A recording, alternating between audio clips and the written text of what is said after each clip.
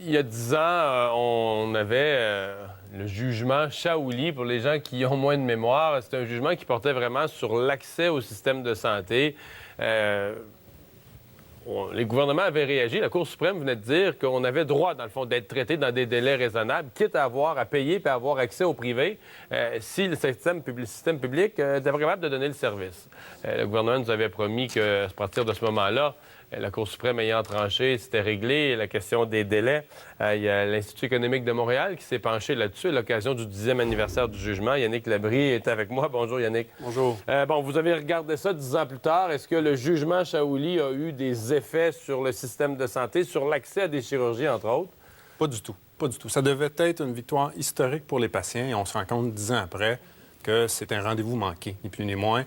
L'accès n'est pas meilleur qu'il l'était il y a 10 ans. Les chiffres d'aujourd'hui sont comparables avec ceux de l'époque? Effectivement. Et parmi les réformes qui ont été mises en place, parce qu'on a interprété le jugement de façon tellement restreinte qu'il n'y a à peu près rien qui a changé. Sur le plan des politiques de santé, on devait faire place à des assurances privées dites duplicatives. C'est-à-dire que quelqu'un pouvait, en principe, je dis bien, s'assurer auprès d'une compagnie privée, ensuite de ça, se servir de cette police-là et avoir une chirurgie auprès d'une clinique privée. Dans les faits, il n'y a pas de marché qui s'est développé pour ça parce qu'on a restreint à 3 le nombre de chirurgiens admissibles. Alors, évidemment, ça intéressait peu les assureurs, mais aussi peu les individus. Ouais. Mais si on se rapporte au jugement, j'essaie de l'interpréter, de le simplifier pour les gens. Le jugement, dans le fond, il disait, si le gouvernement ne peut pas te traiter dans un délai raisonnable, il ne peut pas interdire au privé de te traiter. C'était un peu ça, là, en termes simples. Donc, tu as un droit à la santé comme citoyen du Canada. Si le gouvernement ne te donne pas le service dans un délai, il faut qu'il te laisse te débrouiller. Absolument.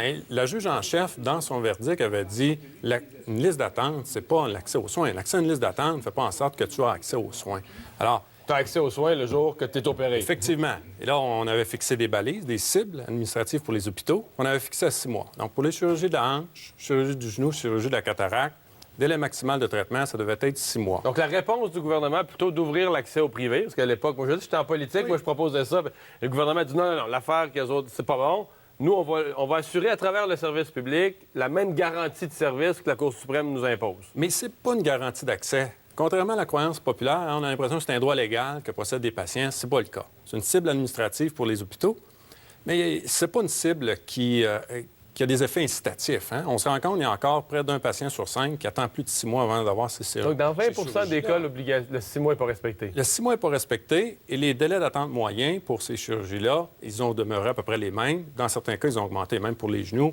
Et pour la chirurgie de la hanche, c'est plus long maintenant que c'était le cas il y a une dizaine d'années. Fait que dans le fond, le gouvernement a fait 2-3 acrobaties du Cirque du Soleil pour avoir l'air de respecter le jugement de la Cour suprême, mais dans les faits, il s'est comme rien passé. Il s'est rien passé. On a interprété ça de façon très restreinte. On a adopté des timides réformes. L'une d'entre elles, c'est de permettre à des hôpitaux de conclure des ententes de partenariat avec des cliniques privées. Rockland MD, ils l'entendent avec sa Sacré-Cœur la plus médiatisée. Et dans les faits, il n'y en a eu que 3. Le cadre réglementaire est tellement rigide, il y a peu d'autonomie pour les gestionnaires d'hôpitaux.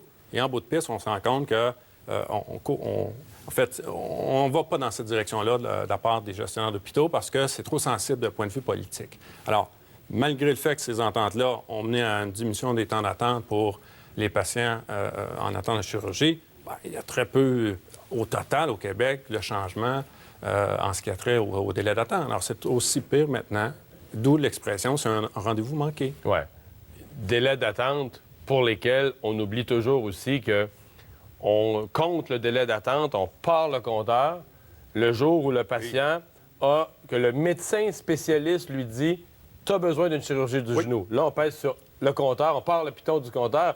Ça peut faire des mois qu'il attend parce qu'il faut voir son médecin de famille, il faut voir un omnipraticien qui, lui, te réfère à un spécialiste. Et toutes ces étapes-là comptent pas dans le délai d'attente. Non, c'est à partir du moment où on prend la décision d'opérer, mais au préalable, on a dû prendre rendez-vous, comme je l'avais dit, avec un médecin, c'est très, très difficile. Un omni. Ensuite de ça, avoir un omni réfère à un spécialiste. Dans les faits, c'est souvent plus d'1 an. Ouais. Merci beaucoup d'avoir été là. Ça me fait plaisir. Au revoir.